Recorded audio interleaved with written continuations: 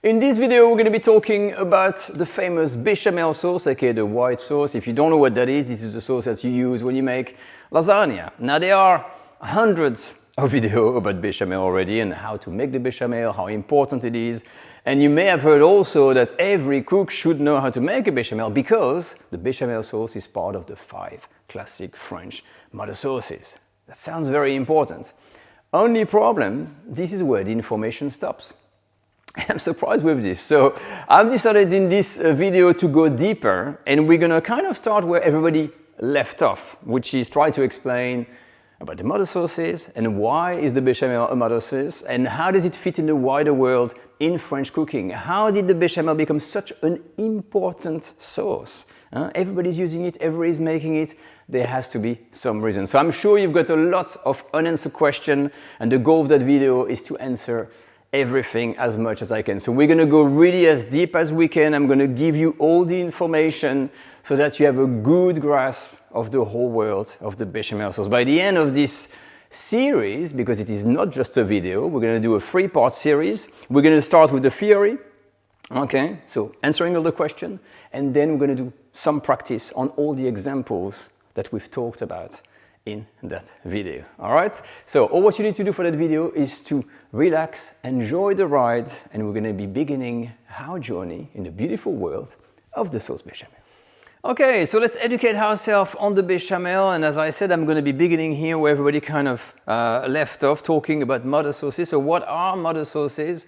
It's a list that was created in the world of French cooking by Antonin Carême a long time ago. I'm not going to go into history here, it would take too much time, but the thing you need to know is that French cooking or classic French is very old, and back in the days there was much less sauces and much less options. So back in the days, Antonin Carême, which is a great cook and pastry chef, said to everyone, well, you know, from what I've tasted, from what I've used, I've created a list of the most important, the most versatile sauce there are that works well and you can use them confidently, and he's written that list of 5. There's a Béchamel, a velouté, the Espagnol, the sauce tomate, and the Hollandaise. Now, this is just an example. There are debates on what sauce should be in there, but this is how that list came about. But yet the name mother sauce is strange. More on that later. And you may wonder, you know, okay, that's fine. It's a list. It's important, but why? Why is it important? Well, in order to know exactly what makes the mother sauce really powerful, we need to actually look at the explanation that actually exists. So let's have a look. And here it is. If you want to know exactly what is a mother sauce, you need to understand there's 2 criteria. To fit in that list, you need to fill 2 criteria. The first is that it has to be a sauce that can be used on its own, but also the same sauce can be used as a base to create other sauces. And that's the key to the mother sauces. You can use it on its own for plenty of stuff, and if you want to use it to create new things, you can. So if we take the Béchamel as an example, we're going to apply these 2 criteria. So that's going to answer the question, okay, why is the Béchamel in that list? Well, the Béchamel is in that list because it fills these 2 criteria. So can you use it on its own? Yes. When you make a white sauce and you make a lasagna or vegetable bake, it works. So that's a tick. After that, can you use the Béchamel as a base to create a new sauce? Well, if you take a Béchamel, you add egg yolks and cheese, you create a Mornay sauce. You've created a new sauce. When you replace that and you take a Béchamel and you use a puree, saute onion and butter and you puree them together, you're going to make a soubise. Same thing. So this is simply an onion flavored Béchamel. So we can see that the Béchamel is a mother sauce because it ticks both of these boxes. The other thing I'd like to mention here to clarify a bit more is why are we calling this mother sauce? If you watch some sci-fi movies, you may think, oh, I know about mothership, but the mother sauce, no. So again, the reason this is confusing is because of the age of French cooking, and we're using the old terms from the old days and sometimes mixed with the new terms. And that creates a lot, in my view, that creates a lot of confusion. So let me enlighten you a little bit here. So if we take the example of the second example, can we use the Béchamel as a base to make other sauces? We can say yes. So the base sauce is the Béchamel. It is the mother sauce. It is the base building block upon which you're going to be creating other sauce. It's why it's called the mother sauce. But in the old days, when you create another sauce, you would say that the sauce that has been created, it's called a daughter sauce. Now that name is not used anymore. But that was the original explanation. The mother sauce was the important sauce, and it was giving birth to daughter sauces. All these little sauces you created before, they were daughter sauces. Now, this is called derivatives. So now you have, yes, the Béchamel is the mother sauce, and when you add something, you create a Mornay, you've created a Béchamel derivative. Okay, it's not very complicated. So remember, mother sauce, daughter sauce, the old term, mother sauce derivatives, it is now the new term. So let's move on, because there's a lot of things to cover on here. And now I think we're entering the realm of the details and the kind of information you're going to get if you're going into a culinary school, if you're taking a beginner course, for instance, the French Cooking Academy, or other sources you may have, online or face-to-face. When you want to learn more about classic French cooking, they're going to tell you that actually the Béchamel is not just a sauce. I know that it's rocking the boat a little bit because you use that sauce as a sauce all the time to make lasagna, moussaka, maybe macaroni and cheese. So what's going on here? Yes, in French cooking, when you learn a bit in depth about that, it's going to tell you that the Béchamel is more of a base preparation that can be used for many, many things. And there's all kinds of preparation that can be made.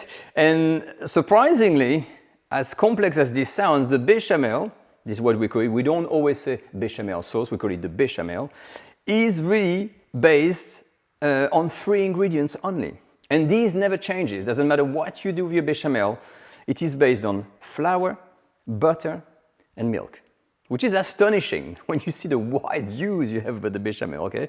Just these 3 ingredients. And if that was not enough, within these 3 ingredients, they are further divided into 2 components. This is why it's called a base preparation. So the flour and the butter are usually combined and cooked together to create a compound that is called a roux. The name roux, again, is a name from the old days that is extremely confusing. And I'm sure if you don't speak French, you think, oh my God, what is a roux? It means nothing. And you think, oh, if I was to speak French, that would make sense to me. And I will tell you that absolutely not, because the definition in French of a roux means a person with ginger hair.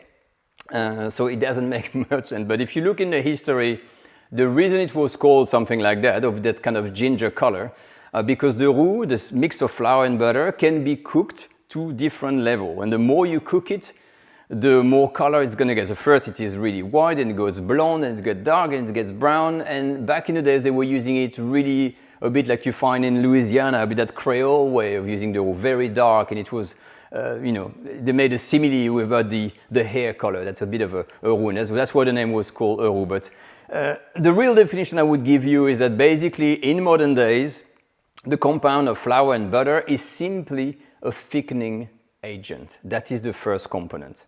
Okay, so flour and butter mixed together, you get a thickening agent, and the second component is the milk. This is the base liquid. The reason it's called a preparation or base preparation is because depending on how much roux you use and you mix with your milk, the consistency of your Béchamel is gonna change. So you can have something that has the consistency of a sauce, all right, like very thin or semi-thick like you use, but you can also make something extremely thick that looks like a paste, okay, which is not to be used as a sauce at all. And this is why it is called a base preparation. And talking about the consistency, it is exactly what it is all about. So on this screen here, I'm talking about this, and I'm saying here that the base measurement I calculated on grams of roux per liter of milk. This is what you will learn in the school, because of course you need some kind of base measurement. Now this is how it works in the professional world. Depending on what you want to make or how thick you want your Béchamel, you're going to be using a certain amount. So the proper list, the complete list of variation that exists for Béchamel is actually 5. So I've reduced this to make it a bit more simple, and I've given you here the main 3 variations of a Béchamel, the consistency. So where it starts, you got the thin version. So this is a really rather very liquid type of Béchamel, and this is used to make sauces. So when we talk about the sous vide sauce or other sauces, this is where it starts. Any proper sausage that you want to make, you're going to use the thin bechamel. 80 grams of roux per liter of milk. The standard one is the semi-thick one, and this is the one for bakes, for lasagna, and this is the typical one that is used by pretty much everybody. Okay, and this is the one you know. After that, if you go to the extreme end of it, you can have the thick bechamel, which is used for soufflés and making croquettes, for example. As you can see here, we use 300 grams of roux per liter of milk. So all what you need to know is this is the reason why the bechamel is so versatile, so widely used and so important, because it is not just used to make a sauce. It is used to make absolutely lots of preparation. Anywhere from a sauce, from a soufflé to a croquette to like a consistency of a pastry cream when you want to feel like savory choux puffs or puff pastry item. There's tons of things that can be done with the bechamel. So hopefully that really gets you a little bit excited of what can be done. And as I said, we will see some example in the videos we're gonna have afterwards. Now, I can't stay too long on that video, but I still wanted to give you that little extra here that I've called going further, and the secret really for a bechamel, for a tasty bechamel or a bechamel that really comes out of the ordinary, it's in the milk, because the milk can be flavored with anything and it can be savory and even sweet. So the trick is to finish on this. When you're making a bechamel, as you will see in the demonstration when we do it, you make your roux, you mix your flour and butter together, and then you leave it to cool down, right? On the side, you're gonna warm up some milk. Typically, you just season with salt and pepper, maybe a bay leaf or something like that. That's gonna give a little bit of flavor to your bechamel. But when you go further than that, when you're in the professional world, and what you need to keep in mind is that the secret of flavoring a bechamel to the extreme sits in what you put in the milk. So basically, when you warm up your milk, you can use anything that you want. I mean, Paul Bocuse was using pieces of sauté veal, of meat, and he put this in the milk to flavor the bechamel. You can use mushroom if you want. You can use spices. You can use herbs. You can use anything you want, to a point that a Michelin star chef, I think called Cyril Lignac in France, has been using pine wood to make his bechamel. So you can flavor your milk with wood if you want, and you're gonna have a pine flavored bechamel at the end of the scale if you want to go really fancy. And this is how crazy things can get with the bechamel. Now, of course, we don't have any more time to really go any deeper, but I'm gonna invite you to come back next time to look the video I'm gonna give it to you, where we're gonna be actually go for some example and put all of these things into practice so that it will really sink in and you really would have a good idea of what can be made, what are different preparation, and hopefully at home you'll be ready to start venturing into new territory, and you would see the bechamel not just as this classic sauce, but as a base preparation you can use for lots of good things. All right, and that's complete our little expose on here. I hope you had fun. Wow, that was a lot of talking, over 12 minutes straight of explanation, and I hope you had plenty of your question answered. The one thing I didn't mention is that the list of mother sauce, by the way, in the modern world has changed, and I've got an entire video that talks about the new classification. I put a link in the video description. So I hope to see you next time, because now that we've seen the theory, we're gonna be practicing, going on the stove, and I want to show you really the power of the bechamel and what can be done, because it is really a fascinating subject. I hope you enjoyed the video. As for me, I will see you next time on the French Cooking Academy. Take care. Bye-bye.